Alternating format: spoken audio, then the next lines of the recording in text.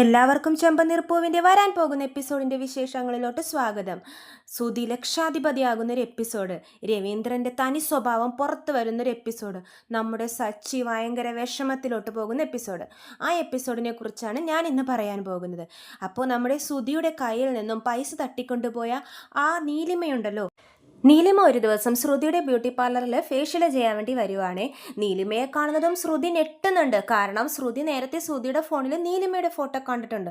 അതുകൊണ്ട് തന്നെ ശ്രുതിക്ക് നീലിമയെ കണ്ടതും മനസ്സിലായി. നീലിമക്ക് പക്ഷെ ശ്രുതിയെ കണ്ടിട്ട് മനസ്സിലായിട്ടില്ല. നീലിമ പറയുന്നുണ്ട്, എനിക്കൊരു ഫേഷ്യലും ഐബ്രോസ് ഒക്കെ ചെയ്യണമെന്ന് പറയുമ്പോൾ ശ്രുതി പറയും, ഇരുന്നോളൂ ഞാനിപ്പം ചെയ്തുതരാമെന്ന് പറഞ്ഞിട്ട് നേരെ പോയി ശ്രുതി എല്ലാം റെഡിയാക്കാനാണെന്ന് പറഞ്ഞ് പുറത്തോട്ട് പോയിട്ട് ശ്രുതിയെ വിളിക്കുവാണ്. ശ്രുതി, നിന്റെ കയ്യിൽ നിന്ന് പൈസ തട്ടിക്കൊണ്ടുപോയ ആ നീലിമ ഉണ്ടല്ലോ, നിന്റെ പഴയ പെണ്ണ്, അവൾ ഇവിടെ വന്നിട്ടുണ്ട് ഫേഷ്യൽ ചെയ്യാൻ വേണ്ടിയിട്ട്. അപ്പോൾ ശ്രുതി പറയും, അവൾ അവിടെ വന്നിട്ടുണ്ടോ? ഉറപ്പാണോ അവൾ തന്നെയാണെന്ന്? അവൾ തന്നെയാ, എനിക്ക് ഒരു പ്രാവശ്യം ഞാൻ നിന്റെ ഫോണിൽ ഫോട്ടോ കണ്ടിട്ടുണ്ട് ഉള്ളതല്ലേ, അവൾ ഇവിടെ ഉണ്ട്, ഞാൻ ഇവളെ പിടിച്ചു നിർത്താം, നീ എളുപ്പം ഇങ്ങോട്ടേക്ക് വാ എന്ന് പറയുമ്പോഴേക്കും ശ്രുതി കേട്ടപാതി ഓടി വരുവാണ് ഈ ബ്യൂട്ടി പാർലറിലോട്ട്. അപ്പോഴേക്കും ശ്രുതി ഇങ്ങനെ എല്ലാം റെഡിയാക്കുന്ന പോലെ, പാക്കൊക്കെ റെഡിയാക്കുന്ന പോലെ നിൽക്കണേണേ.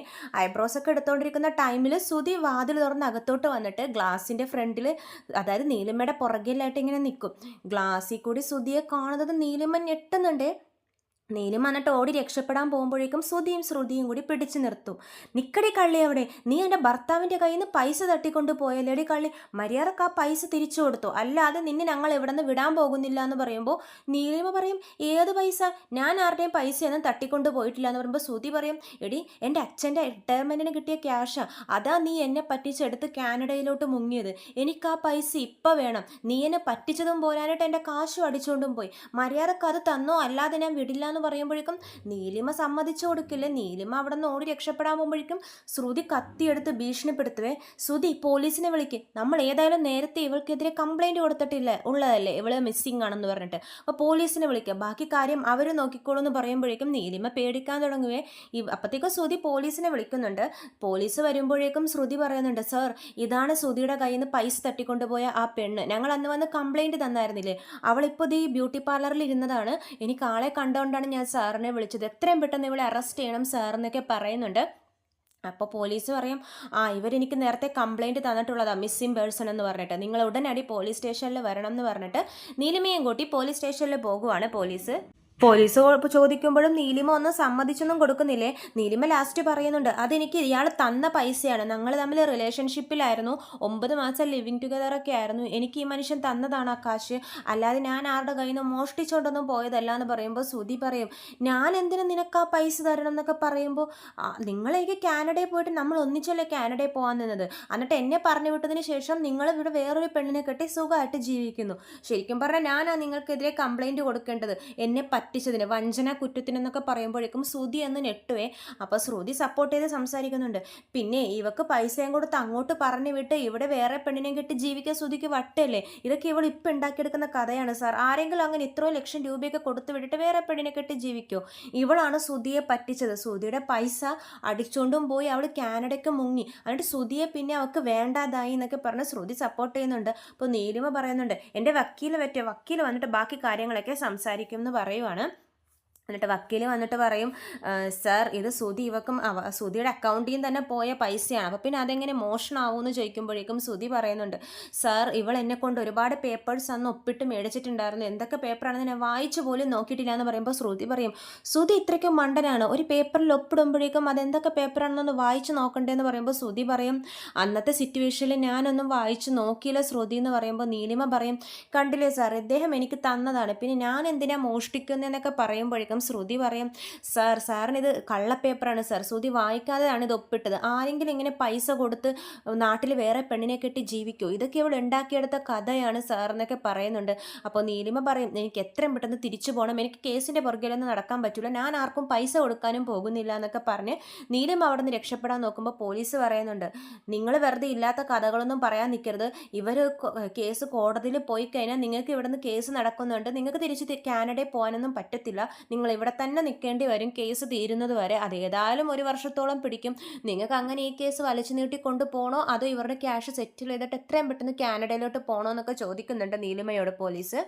അപ്പോൾ നീലിമ പറയുന്നുണ്ട്, ഞാൻ ഈ ശ്രുതിയോടെ കൂടെ 9 മാസം ജീവിച്ചതല്ലേ, അപ്പോൾ അതിൻ്റെ ഒരു സെറ്റിൽമെൻ്റ് ആയിട്ട് ഈ പൈസ ഞാൻ എടുക്കുവാണെന്നൊക്കെ പറയുമ്പോഴേക്കും ശ്രുതി ചൂടാവേ, ഇത്രയും നാണം കെട്ടൊരു പെണ്ണാണോ നീ? കൂടെ ജീവിച്ചതിന് സെറ്റിൽമെൻറ്റ് കാശ് മേടിക്കുന്നവർ വേറെ പേരാ വിളിക്കുന്നതെന്നൊക്കെ പറഞ്ഞ് അവിടെ ഭയങ്കര പ്രശ്നമാവേ.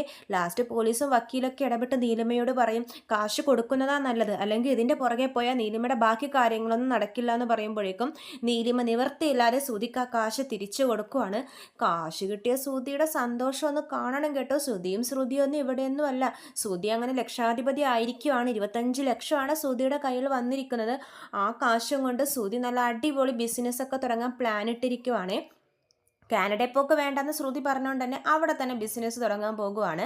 അപ്പോൾ എന്നിട്ട് കാശൊക്കെ ആയിട്ട് വീട്ടിൽ പോകുമ്പോഴേക്ക് രവീന്ദ്രൻ പറയുന്നുണ്ട്, അച്ഛനോട് പറയും, അച്ഛാ എനിക്ക് ആ കാശ് കിട്ടി, ഞാനും ശ്രുതിയും കൂടി കഷ്ടപ്പെട്ടുണ്ടാക്കിയ കാശ്, അവൾ തട്ടിയെടുത്ത കാശ് ഞങ്ങൾ കഷ്ടപ്പെട്ട് മേടിച്ചിട്ടുണ്ട് അച്ഛാന്നൊക്കെ പറഞ്ഞ് അച്ഛനെ കാണിക്കുവേ. എന്നിട്ട് ശ്രുതി ആ കാശും കൊണ്ട് ബിസിനസ്സൊക്കെ ചെയ്ത് നല്ല വലിയ ആളാകുവാണ്. പിന്നെ ശ്രുതിക്ക് തിരിഞ്ഞു നോക്കേണ്ടി വന്നിട്ടില്ല. വെച്ചടി കയറ്റുവാണ്. ശ്രുതിയുടെ വളർച്ചയിൽ രവീന്ദ്രന് ആദ്യം അഭിമാനമായിരിക്കും. പക്ഷെ പിന്നീട് ശ്രുതിക്ക് വെച്ചടി കയറ്റം കാണുമ്പോഴേക്കും രവീന്ദ്രൻ്റെ സ്വഭാവങ്ങളിലും ആ മാറ്റങ്ങൾ പ്രകടമാവുകയാണ്. പാവം സച്ചിയോട് സ്നേഹം കാണിച്ചിരുന്നത് ആകെ രവീന്ദ്രനായിരുന്നു. പക്ഷേ കൂട്ടത്തിൽ നിന്ന് ശ്രുതിക്ക് ഇങ്ങനെ വലിയൊരു വളർച്ച ഉണ്ടാകുമ്പോഴേക്കും രവീന്ദ്രൻ പറയുന്നുണ്ട് എല്ലാവരുടെ മുമ്പിലും, ശ്രുതി നീയാനടാ എൻ്റെ മകൻ, നീ കഷ്ടപ്പെട്ട് പഠിച്ചതിൻ്റെ ഫലം നിനക്കിപ്പോൾ കിട്ടി. എൻ്റെ 3 മക്കളിൽ പഠിപ്പുള്ളവൻ നീയാ. ആ പഠിപ്പിൻ്റെ വില നിനക്കിന്ന് തിരിച്ചു കിട്ടിക്കൊണ്ടിരിക്കുവാണ്. നിനക്കിനി വെച്ചടി കയറ്റുമായിരിക്കും. നീ ഒരുപാട് സമ്പാദിക്കുന്നുണ്ട്. നിന്നെ ഓർത്ത് എനിക്ക് അഭിമാനം തോന്നുന്നടാ. നീയാണ് എൻ്റെ യഥാർത്ഥ മകൻ എന്നൊക്കെ പറഞ്ഞ് രവീന്ദ്രൻ ശ്രുതിയെ കെട്ടിപ്പിടിക്കുകയാണ്. സച്ചി പാവം കേട്ടോ. ഇത്ര നാളും സച്ചിയെ സ്നേഹിച്ചിട്ട് പെട്ടെന്ന് ശ്രുതിയോട് സ്നേഹം കാണിക്കുന്നത് കാണുമ്പോൾ സച്ചിക്ക് എന്തോ ഒരു വല്ലാത്ത സങ്കടമൊക്കെ തോന്നും. രേവതിയും ഭയങ്കരമായിട്ട് വിഷമിച്ച് നിൽക്കുന്നുണ്ട്. സച്ചിയുടെ മനസ്സിൽ തോന്നും, ഓ അച്ഛനും അപ്പോൾ എന്നോട് കള്ളസ്നേഹമാണല്ലേ കാണിച്ചിരുന്നത്. പൈസ വന്നപ്പോൾ എല്ലാവരുടെയും സ്വഭാവം മാറുമായിരുന്നു. ഇത്രയും നാൾ ഈ വീട്ടിലെ വരുമാനം പൈസ ചെലവിനൊക്കെ കൊടുത്തിരുന്നത് ഞാനായിരുന്നില്ലേ. അതുകൊണ്ടായിരിക്കണം അച്ഛൻ എന്നോട് സ്നേഹം കാണിച്ചത്. ഇപ്പോൾ ശ്രുതി എന്നെക്കാളും വലിയ കാശ് സമ്പാദിക്കുന്നവനായപ്പോൾ അച്ഛൻ അങ്ങോട്ടേക്ക് പോയി എന്നൊക്കെ സച്ചി നമ്മുടെ രേവതിയോട് സങ്കടം പറയുന്നുണ്ട്. പൈസക്കാണ് രേവതി എല്ലാവർക്കും വില. ഞാനും കഷ്ടപ്പെട്ടിനി നല്ല നിലയിലെത്തും, എനിക്കും സമ്പാദിക്കണം എന്നുള്ള വാശിയാണ് സച്ചിക്ക്. പക്ഷെ രവീന്ദ്രൻ എന്ന് പറഞ്ഞാൽ പിന്നീട് സച്ചിയെ മൈൻഡ് ചെയ്യാതാവുകയാണ്. ആകെ ശ്രുതിയുടെ പുറകെയാണ്. പാവം സച്ചിക്ക് ഇപ്പം അച്ഛനും ഇല്ല അമ്മയും ഇല്ല. വളരെയധികം വിഷമിക്കുന്നുണ്ട്. ആരുടെയും സ്നേഹം കിട്ടാതെ സച്ചി അങ്ങനെ വിഷമിക്കുവാണ്. സച്ചിയെ സമാധാനിപ്പിക്കാൻ രേവതിയുണ്ട് കൂടെ.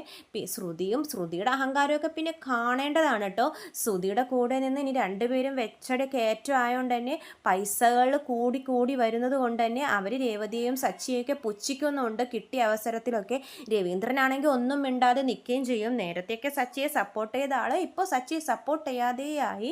അങ്ങനെ പണമാണ് എല്ലാം എന്ന് സച്ചി തിരിച്ചറിയുന്ന എപ്പിസോഡൊക്കെ വരുന്നുണ്ട്. അപ്പോൾ ഇതൊക്കെയാണ് ചെമ്പനീർ പൂവിൻ്റെ പുതിയ വിശേഷങ്ങൾ. കൂടുതൽ വിശേഷങ്ങൾ ഞാൻ എൻ്റെ ചാനലിലൂടെ അപ്ലോഡ് ചെയ്യുന്നതാണ്. ചാനൽ സബ്സ്ക്രൈബ് ചെയ്യാത്തവരുണ്ടെങ്കിൽ സബ്സ്ക്രൈബ് ചെയ്യണേ. വീഡിയോ ഇഷ്ടമെങ്കിൽ ലൈക്ക് ചെയ്യണം. എല്ലാവർക്കും നന്ദി.